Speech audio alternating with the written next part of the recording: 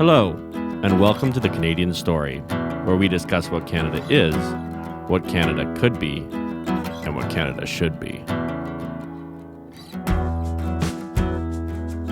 Welcome to another episode of The Canadian Story. My name is David Parker. I'm here with Zach Gerber and my friend Tim Hoven. And for those who don't know, Tim Hoven is a local Central Alberta farmer leader and one of the main captains in Take Back Alberta and the freedom movement, and has been a champion for all of the things that we hold dear on this podcast for ever since I've met him, and I'm sure for longer than that. So Tim, welcome to the show. Thank you. It's very honored to be here with you, gentlemen. So Tim, why don't you share a little bit about your background, maybe your family history in the area, and let our listeners know a little bit about you, and then we'll get into a conversation about what's been going on in Alberta and yourself and what we're trying to build with Take Back Alberta. I am a fourth generation farmer. I live with my wife and still 3 of my 8 children on our farm near Eckville in Clearwater County. I was the Reeve of Clearwater County and served on Municipal Council from 2017 to 2021. After I ended up getting COVID during the election campaign, and as a result, you can't campaign when you're sick in bed. So I lost that election, but it allowed me to refocus in on the farm, and it gave me a lot of time to think about what's important. And in light of COVID and all the restrictions that were given on people, it really motivated me to get more involved on a different level of politics, provincial politics, so we can make a difference as we move forward into the future. So you then took it upon yourself to challenge probably at the time the second most powerful politician in Alberta, Jason Nixon, in a nomination race, which is a democratic race for our American listeners. It's much like the primaries. For the Canadian listeners who don't know, a nomination race is basically internal party election, kind of like for class president, only for your local riding. And you have to be a member in order to vote in these local nominations. So you decided to do that. Tim, maybe share a little bit about why you decided to do that. Why? Well, that's a big question. After I lost the election, we did a lot of introspection, we being my wife and myself, and we decided, you know what? That was a good 4 years of serving the community. It's time to focus in on the farm and the family. And so we went 100% into getting this farm being more productive, and we direct market organic grass finished beef to people. So we doubled down on our efforts in that way. And then the trucker convoy started and the Coots protest started. And I just had that feeling that these men and women from all across Canada are sacrificing so much to let this federal government know how the common everyday Canadian feels. And here I was just minding my own business, taking care of my cattle. And I felt a little bit of a bigger calling to help out. The opportunity came to challenge Mr. Nixon in that nomination battle. I didn't know exactly what I was getting into when I said yes, much like marriage, right? You don't know what you're saying yes to when you say yes. But it just escalated. We had a really amazing support team backing me up in that nomination. And then at the same time, Take Back Alberta was putting a lot of effort into this area in the fight to remove Jason Kenney from power. The 2 Jasons, of course, Jason Nixon, Jason Kenney. And the nomination campaign just caught that wave. And there was, we sold hundreds of memberships in, it wasn't even weeks, it was really days that this whole episode happened. And all of a sudden we went from being just a regular everyday farmer to be in a position where we had sold enough memberships so we were going to beat Jason Nixon in that nomination battle. And then I promptly found myself disqualified. I hate giving energy to negative things, but the negativity and the hijinks coming from the UCP and the out and out lies that were told by the premier and by other people against me is, it still gets my blood boiling a little bit. And it just totally motivated me that we have to fight for what's important to us. And it's like in any battle, you're going to get a few punches, you're going to get a few bruises, and it's worth it. Because if people aren't willing to do that, what kind of country are we going to have? And so I want to go into this because I think it's important. So you were disqualified. There was accusations made about you, absolute lies about your character, about your view of other people. And you kind of suffered the cancel culture, but it was cancel culture that was being weaponized by politicians to deal with someone they didn't want to have to deal with because they wanted to maintain their own power. You were in a position where you were going to win. You had signed up enough members. Everyone was worried. So they decided to lie about you and use this tool of the left to attack you. What did that feel like? And what was that experience like for you? Well, it was the strangest experience to watch a press conference with Jason Kenney, where he's talking about you, me, and what a bad person I am. Like, it was completely surreal, almost like it didn't feel it was really happening. I've listened to a few podcasts with Caitlin Ford and the experience that she went through. What she went through, I don't think is anywhere. What I went through is nowhere close to what she's gone through for many years. But there's a lot of similarities in the feelings and emotions that come up. Honestly, it would have been very easy for me to crawl into bed and not have the courage to get out there and face the community again. But apparently I'm a slow learner, and I love this province. I love this country. And like I said earlier, it is worth fighting for, and it's worth taking a few punches over. So this happens, you get disqualified. Then the premier that disqualifies you basically loses his leadership review. There's questions about that, but got 51% according technically and decided to resign. And you've watched all of this happen. Then you were a big part of Take Back Alberta's efforts to take back the board and put people there like Vince Byfield and Ray Strom, people we've had on this podcast to talk. What was that experience like, and what have you learned about politics since you kind of got your baptism by fire, I guess, in this disqualification? You didn't give up. You've stayed involved. You're leading your community in getting involved. And what have you learned? Like, what do you know that you didn't know, and what do you wish you'd known that other people should know?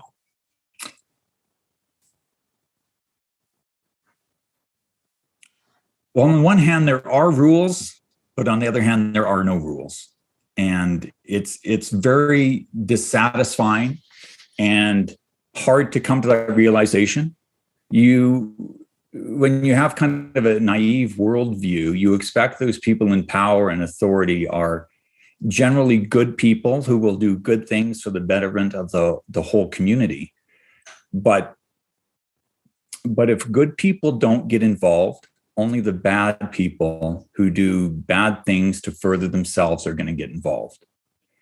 And the political games drive good people out of the process.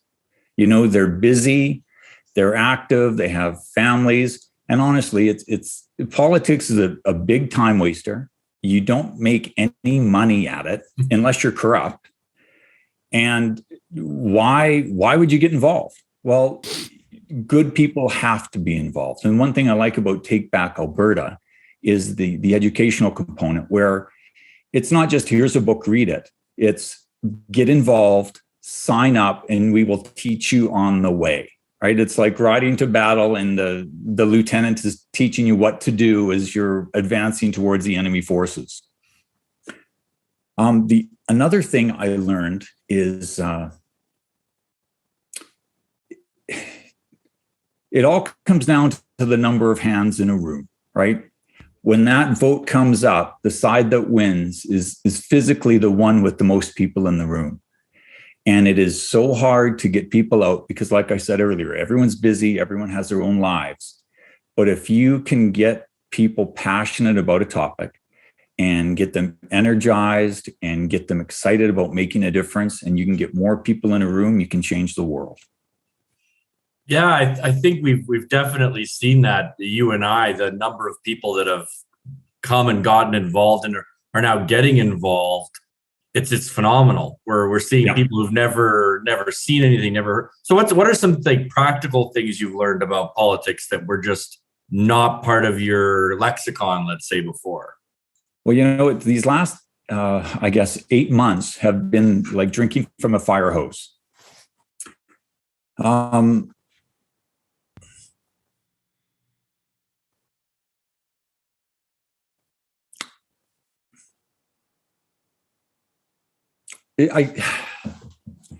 first thing that comes to mind, honestly, is there's a lot of suffering in this. And if you came to this with the attitude that you're going to be the hero to change everything, well, that's all good. But the hero is going to take a lot of hits and a lot of bruises and get attacked a lot. So you have to come from the attitude that this is going to hurt a whole bunch. I feel like I'm such an introvert, and most people don't believe this when they see me talk and with all the things I do. But I love being by myself and being in my mind and thinking, right? On the farm, I work by myself most of the time. I'll go 8 or 10 hours every day during the summer, not interacting with anyone. And in politics, you have to let yourself be out there and let yourself be exposed to possible hurt, to possible lies being told about you. But we have to do that. That's okay. Yeah, that's. go ahead, Zach, I want to say something there. That's very interesting, and the reason that's interesting is because I've been thinking. I've heard this concept come up of suffering a few times recently from a few different people. We just had Matt Enns on the podcast, who basically took the position that we're going to need a whole lot of people who voluntarily take on suffering in order to get us through the next chapter in our history.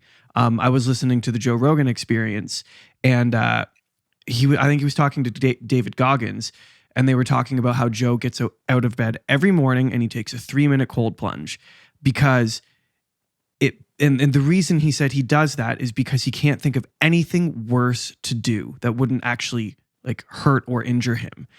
And the reason he wants to do the worst thing that he can possibly think of and suffer the most is because then he can take on the rest of his life with a little bit more strength. And he can say to himself, well, at least it's not that, because I already did that today. And it's the first thing he does when he gets up in the morning. So I'm very intrigued in this idea of voluntarily taking on suffering.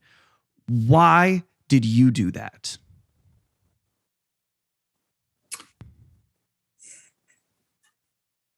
I've got 8 kids, and I look at the life I had growing up in the 80s and 90s and got married in the 2000s.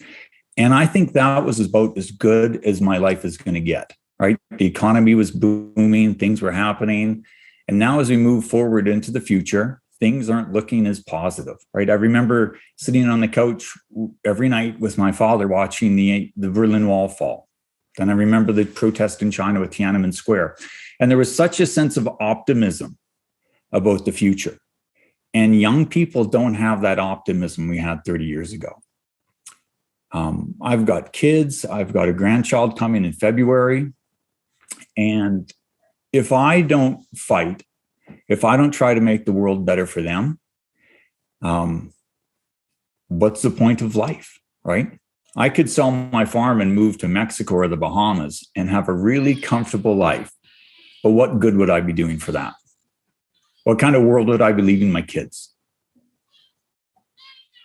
So you saw something that you love more than yourself, which is your children, and now your future grandchild that's on its way.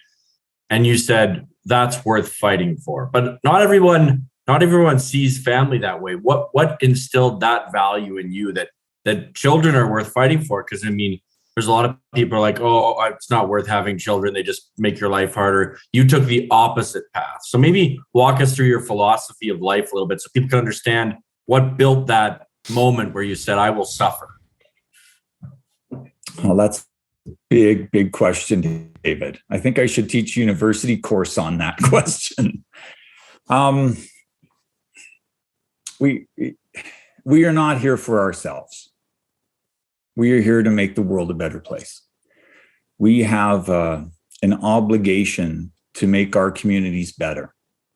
And that's what it comes down to. And with the current governments we have federally and the former premier we had in Alberta, the world was not heading in a very good direction. And maybe it still isn't heading in a good direction. But we don't have a choice, actually. We have to work to make this better. If I had just stayed on the farm and focused on feeding my cows and selling my beef, in 5 years, what kind of future would we have? And it's not going to take one Tim Hoven doing it. It's going to take 10,000 people. It's going to take 1 million people standing up across the country demanding change. Look at all the tens of thousands of people who stood on the side of the highways for the trucker convoy. It was at that time that so many people finally felt, I'm not alone anymore. After 2 years of being told to lock your doors, don't talk to your neighbors, don't talk to your families, don't go to your grandmother's funeral, all of a sudden it was a different story that started to be told. And for the first time in years, there was starting to be hope in people's eyes. And that hope is worth fighting for. Yeah, I want to draw out something else here, and I'm trying to put it all together in my head. And I'm going to preface this by saying this is going to be rich coming from me because I do not yet have children. So we'll lay that out and let that be what it is. But I asked you, why adopt suffering? And you said, well, because of my children, right? And I would say that it's safe to say you would be far more likely to sell your farm and move to the Bahamas and live that good life if you didn't have those children. And I want to draw that into this conversation. It's obvious that in our society and in our culture, the family unit right now is under attack. It is more and more popular to say, I don't want to have children. It is more and more popular to say, I don't want that added responsibility. And I want to be careful in what I'm saying here because there's some people who can't, and there's some people who have good reasons not to. And we have to remember the individual within this conversation. But Jordan Peterson says the number one thing that you can do as an adult to grow the hell up is to have kids, because once you do that, you don't have a choice. If you're worth a lick of salt, you don't have a choice. When you start having children, you have to grow up. And I don't really have a question wrapped up into this, but I think it is an interesting thing to point out that your why, your reason for making your community better, for making your country better, for making the world around you better is your children. And I think it would be a mistake for us as a society to forget the importance of continuing on this experiment that we're all doing as humans and crafting another generation that we can introduce to this world and push forward, hopefully into a better place than we lived in. I agree. On an evolutionary scale, my life is over. I've had my kids. You're here to survive and reproduce on a strictly biological nature. And I'm done. I've got my kids waiting for the grandkids. I should just do a Logan's Run and join the MAID program and help the whole country. But that's not what we believe. We are here to make the whole community better.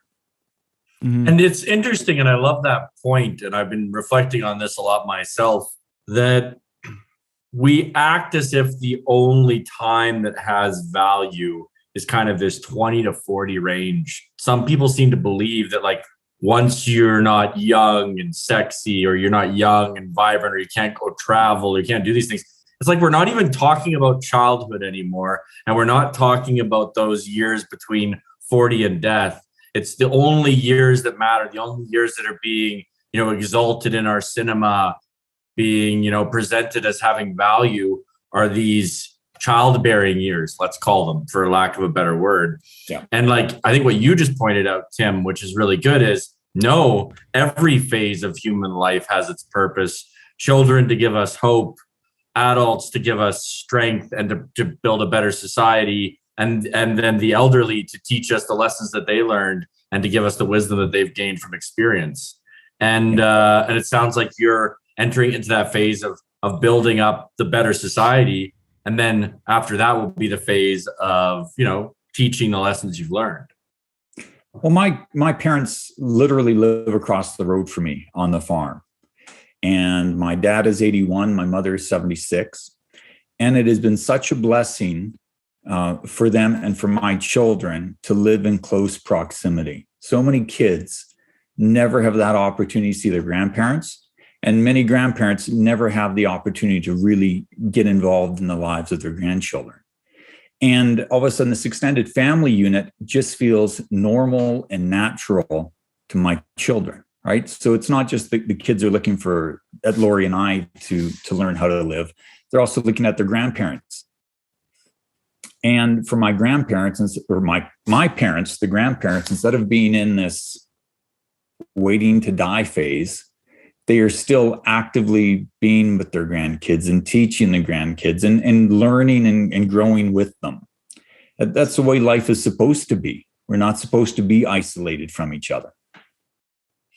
So, but this question is to both Zach and Tim, and I'd like us to kind of have a conversation about this. Why do you think maybe each of us, and it doesn't sound like Tim has struggled with this, but why do you think that our society is so denigrating towards the elderly? Like we don't value the elderly. I guess value them with our dollars, and that we're spending a lot on end of life care and things like that. But why don't we value them as a society?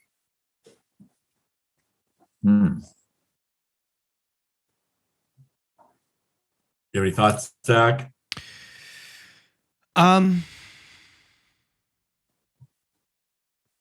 Because we don't think about anyone other than ourselves, right? We are so hyper self-focused. We are narcissistic to the core as a society. And if it doesn't benefit me, then why is it worth my time? And the funny thing about that is if you really sit down and think about it, it's like, it's so obvious. Hey, maybe that person who's 4-5 decades ahead of you might know something you don't. Even if they're not up to date on technology or the more modern and specific things about our society, they might just know something about relationships or how to take care of people or how to notice when something's going wrong.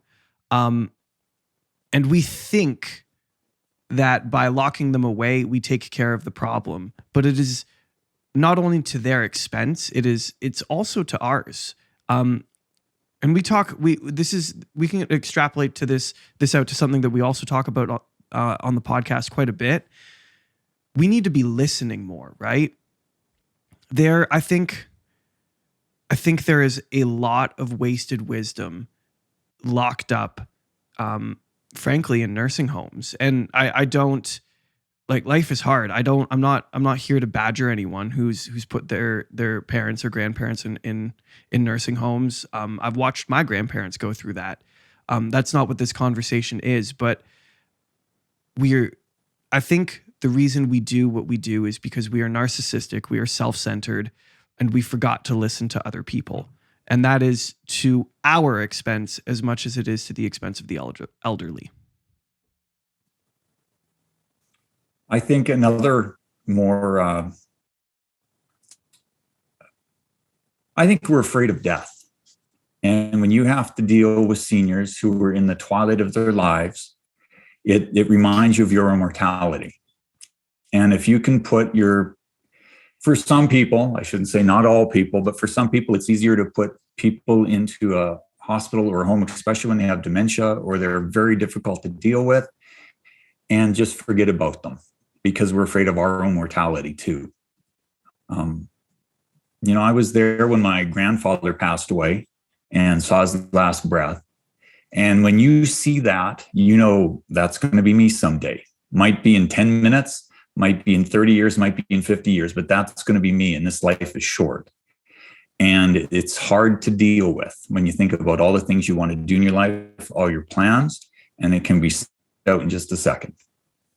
Yeah. So if we can avoid all the hard issues, life's nice and easy.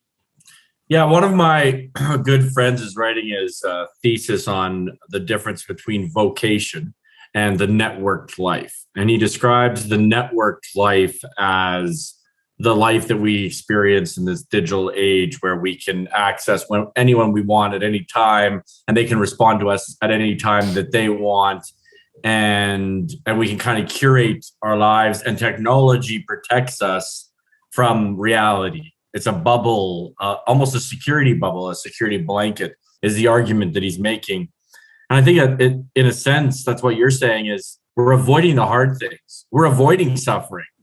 And one of the ways that humans inevitably have to suffer is death. And we don't even, and we're avoiding it. And I think that's what's causing us all this anxiety. You think it's fear of death? Oh yeah. Life is fleeting, right? And if you can accept that, life gets a heck of a lot easier. Yeah, there's that great scene in reality. There's that great scene in Fight Club where he says, "You have to know, not fear. Know you are going to die, and that's when you can finally start to live." And it's a very graphic scene, and Fight Club's a very graphic and brutal movie. But I think that line is so important. Like, it's something that I personally had to come to. It was really hard for me to deal with. I was very, very much struggled with mortality for a lot of my life psychologically. Wasn't until recently that I would say I overcame it and accepted death. But I think most people don't. So you're working on a farm a lot. You're dealing with death a lot. And death is part of the profession. What do you say to people, like, because you're encountering this a lot. You probably thought about it. What are your thoughts on mortality? I'm sure our listeners would love to hear from someone who's dealing with it all the time. Oh, once again, that's a huge question. I had a medical incident back in 2015 where my heart stopped and I flatlined for a minute. Whew. And they brought me back, and my wife was quite shocked. She was there in the hospital with me. And, my life could have been over. So I look at every day that I have right now and I'm living on borrowed time. And what am I going to do with that borrowed time? Am I going to use it and, like I said, sell the farm and go live in the Bahamas and have a really nice, comfortable life? Or should I use that borrowed time to make the lives of my community, the lives of my children, and fight to make that better? Right? I could live in the Bahamas and I'd die and no one would remember me. But if I can at least do something to make this world a better place, I can have a lasting impact on my 8 kids, or the larger community, or maybe even the whole province of Alberta one day. So, but going deeper, you've reflected on that, and I guess your answer is, I'm going to do good to build a legacy so that when I'm lying on my deathbed, I can look back on it and say, I fought, I strove to make things better. I was willing to suffer. But how did you come to terms with it? Because it seems like you've looked at it in the face. You know it's going to be you one day. You don't seem afraid of it. How did you come to terms with death? Come to terms with what? With death? Mm. Well, also in Fight Club, what does it say? In a long enough timeline, the survival rate is 0. We all know what's going to happen. When I had that flatline experience, it was very freeing. Because I've, you talked about Joe Rogan having that shower to say or the cold bath to say, this is the worst thing that can happen to me today. Well, I've had the worst thing that happened to me once already. My children often make a joke. They say, Dad, don't die again. Okay. I don't know. It's just a belief that I'm not the center of the universe. And the world, if I died 10 minutes after this podcast ends, the world's still going to go on. And life's going to go on for all my family. And I'm sure it'd be difficult for a while, but they would move on and keep going on. And so, it's using every minute I can to make the world better for somebody else. Right. It sounds hopelessly naive, but I actually believe that. I don't have a better answer. Okay, I want to ask a question that I love asking people from Alberta because I am one of those ignorant, dumb Ontario dwellers. So I would be remiss to not ask, what do you see for the future of Alberta, in the country of Canada? There's this whole debate. There's people who want to leave. There's people who want to stay. Pretty much everyone's upset if they're paying attention. So what is your beat on that situation, and where do you kind of stand on that conversation? I am not for an independent Alberta, right? Because I think I've heard people talk about how great independence would be. And as I really listen and think about what they're saying, all I think independence would do right now is create more problems, and it wouldn't directly solve. It would create more problems than it would solve at this time. And I think we have to put all our efforts into making Alberta as strong as possible within a united Canada, just what the current premier is doing. We have to fix the problems we have now before we open a whole new can of worms. And if we explore that and put all our efforts into solving those problems, and we figure out that we can't within the current framework that we're existing, then it's time to open that. But we need 4 million Albertans standing up and saying, we want more for this province, and demanding it. And then things are going to get better. And to vote for independence right now would be avoiding the hard issues that we have. It's a bit of, instead of suffering and figuring out these tough decisions, we're just going to avoid it. And hopefully this magic pill will solve everything. Right. We've got to solve the problems we have now. So what are the problems? What are you seeing? Oh, how long do we have? Is that problems for Alberta within, just within Alberta, or is it Alberta within the confines of Canada? I'm interested in both. They're two totally different. The question was meant to be the issues Alberta has in Greater Canada, but I'm interested in our internal issues too. I mean, that's what we're here to talk about, what it is that our country is. So both are valid. Okay. Well, I think if you look on a population distribution map and the constituencies that govern the federal government, Canada is literally Montreal, Ottawa, and Toronto. That's where half the seats are. So you could say that every other region in Canada is a colony of that core.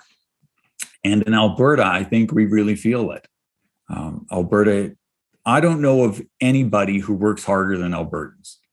We have visitors from all over the world that come here. And one of the comments I get from everyone is that, man, do you guys ever stop? Do you rest? No one works harder than Albertans. And when I look at the neighbors I have, the people I know who work full-time in the oil patch and then farm on the side of that, it's amazing what we can accomplish with this little bit of time we have. And I think that feeling of being a colony of something that we don't have a say in is it's kind of a feeling of hopelessness. And when you have a federal government that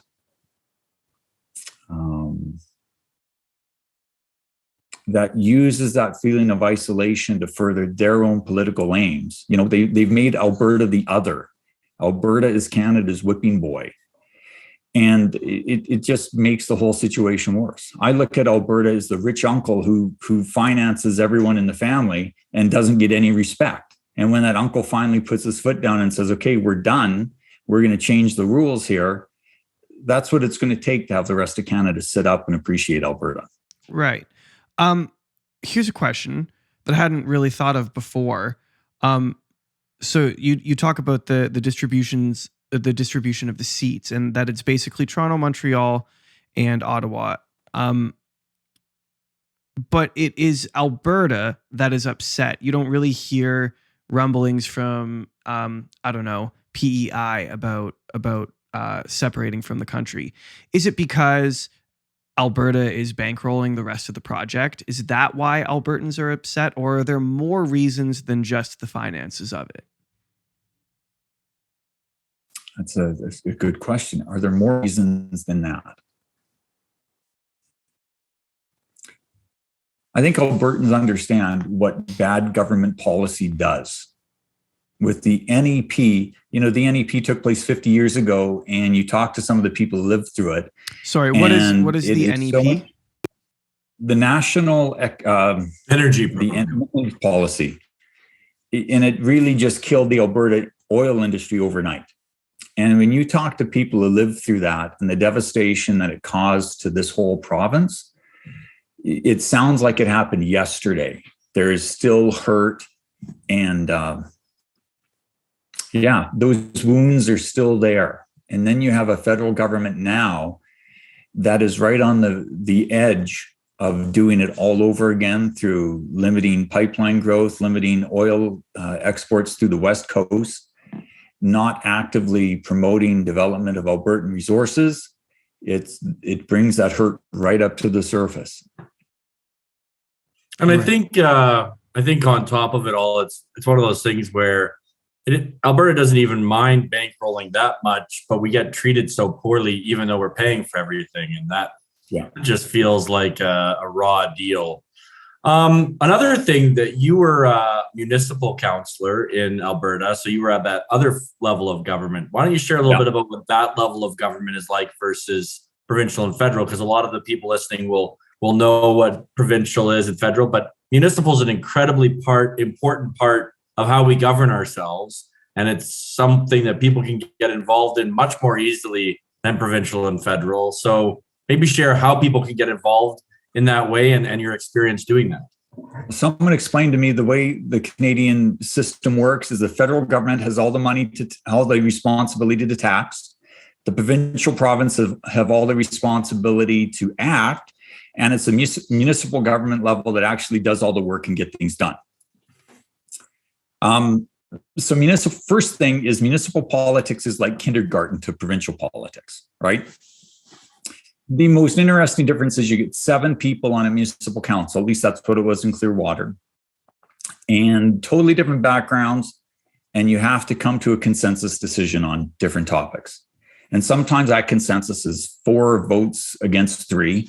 It's always easier when it's 7 votes to 0, but it forces you to have that consensus, and it forces you to decide as a group what's going to work best for this community. Did you find that the decisions were more meaningful because they were so close to the people, and did you find that you were able to fix people's problems, or what did you find was the kind of the role was like what were these decisions that you needed to make? Most of the decisions are very practical, right? What roads get rebuilt? What bridges get redone? Here's a physical issue that needs to be resolved. When you look at some of the higher philosophical issues, like the MAID program, like euthanasia, that comes into a different level of government. But it's making sure the garbage gets picked up, making sure the landfill has 50 years of capacity in it, making sure the sewers in the community work. So it's a very personal level of government. And you have a federal government policy that's way off in Ottawa and vaguely might affect my life. It's a lot different from when the sewer system doesn't work in the whole community. And it's an immediate issue that needs to get resolved. Because I always found that people are most impacted by municipal politics, but the least number of people vote in municipal elections. Why do you think that is? I think the biggest reason is because most things work on that municipal level, right? The garbage does get picked up. The sewers do work. You do have water to your taps in your homes. And so it's very easy to forget, because it's easy to forget that level of government because generally everything works. People only act when it affects them personally. You can have a land use issue, and if it doesn't affect people, no one's going to show up to the public hearing to hear it. But if there's one thing that affects 10 people, they can talk to their neighbors, and all of a sudden we've got 100 people against the municipal council, and it makes it very personal and very real. I like that. So for those people that are listening and realizing what you realized, that they have to get involved, that that they can no longer sit on the sidelines and hire people, which what they kind of see voting as hiring someone to fix the problems they see. They've got to be that change. They've got to establish themselves as the kind of, captain of their own ship. And if they see a problem that needs to be fixed. Can you share a bit of your story of how you got involved in municipal politics, what the process is like, so that if someone wanted to, you could maybe get away with that shroud of mystery of what does it take to run for municipal politics? Well, the bar is actually quite low. I think the main rule is that you don't owe money to that municipal level of government and back taxes, because I guess they didn't want people owing taxes and then getting elected.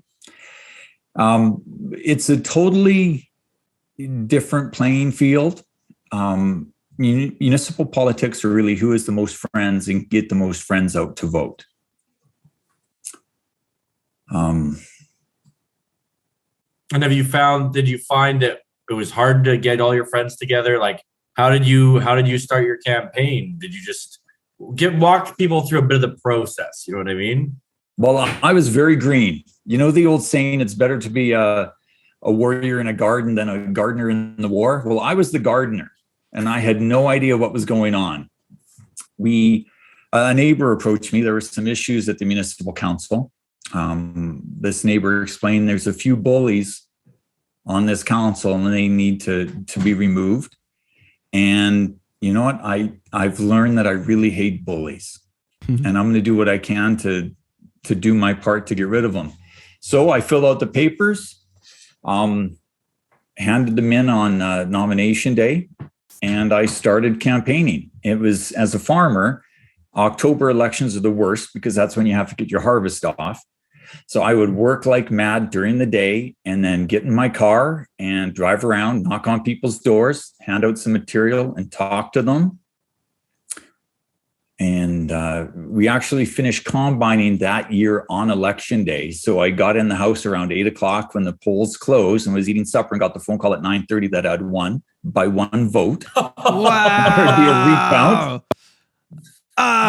Yeah. So we went through the whole recount process, and the vote was accurate, and I won by one vote.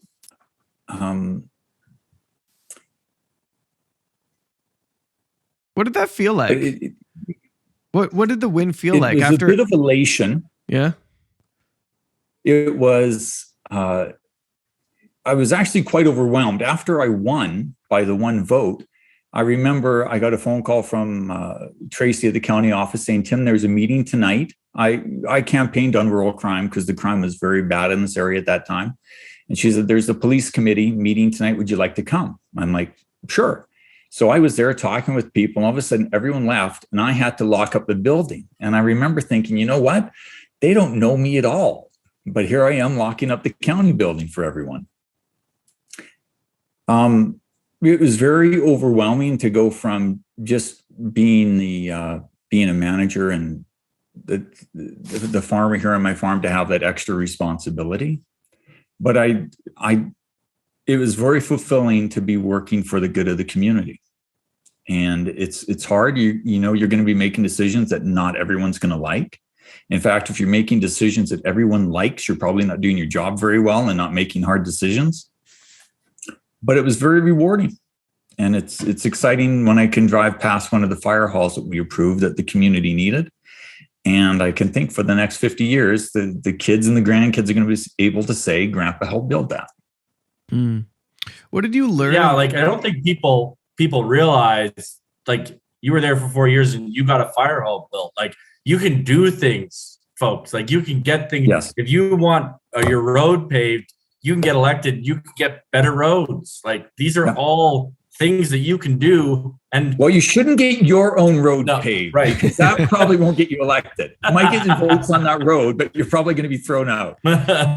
Yes. So, but if you realize the roads in your community are bad, you can get together with people and get that fixed. Yeah.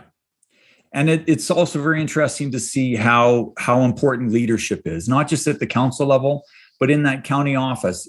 Everything comes down to leadership, and you need to have a good CAO in that position, building his team, finding the best people, training up those best people, and making that organization into an efficient machine. And if you don't have that good leadership, either at the council level or at the administration level, the whole system can fall apart so quickly. The culture can change that it's going to take years and years to fix it. What can you say about, what did you learn about what good leadership is in that role? Well, the first thing I learned is that everything comes down to leadership, because as the captain of the ship, you're either steering it in the wrong direction, which is your responsibility and it's your fault, or you have the wrong crew on board. And since you hired them, it's still your fault. So everything comes down to leadership if things aren't working right. But what does it take to be a good leader? I'm going to go back to that suffering point. You have to be the one who will sacrifice for the team. And if the team realizes that you're in it for you and not for the community, everyone's going to step back and say, well, if he's not 100% in, I'm not 100% in. And then it just deteriorates downward until you have a change in leadership. So as we're only 10 minutes away from being done, one of the things I really wanted us to talk about here is who you are, because there's been a lot of accusations about who you are. There's been a lot of claims that you are some fringe right-wing person who, represents kind of all these scary ideas. So Danielle Smith was on Jordan Peterson recently, and she kind of came up with these 7 principles that guide her. Faith, family, freedom, financial responsibility, philanthropy. I can't remember all 7 of them, but those were and I think I believe her when she says those are the things that guide her. What are the things that guide you? What are the principles? What are the things you care most about? Like, I'm sure the accusations would be things like immigration or, same-sex marriage. I know those are not the things that drive you. So let's tell people who you actually are instead of letting your political opponents who had much to gain by slandering you say who you are. I look to the future, right? And one of the things that helped me to get motivated to get involved was I started to imagine what I want this community to look like in 100 years. And how do you define what this community should be?